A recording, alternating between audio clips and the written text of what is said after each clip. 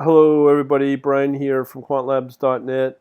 Today I'm going to show you a demo of the typical terminal, or I should say browser that you would get through the virtual console on your server that I'd recommend to get. This is what it will look like. I have to spin it up and get it installed into your server account using vultr.com, Vultr.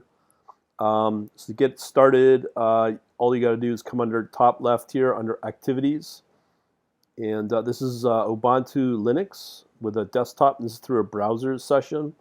So in here, when you click on Activities top left, you'll get the Firefox browser, the file manager, a terminal, and LibreOffice Writer, plus some other tons of other applications as well. But these are pretty well on this tray here, or better known as the favorites, on how to get started. So all you really got to do is click on the file manager, and you'll see here we have here a Python folder.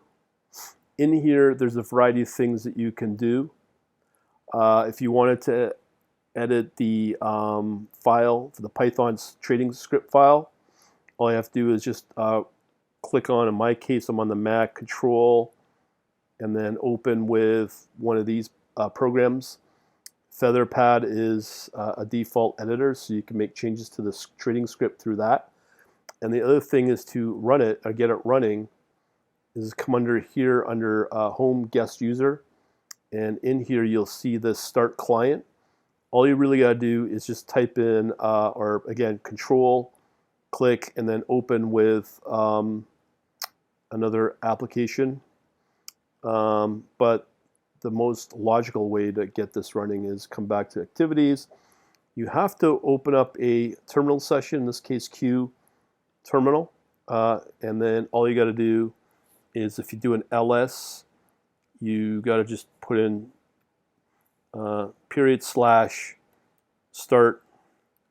client sh, and that should launch everything, and there's the client ready to go.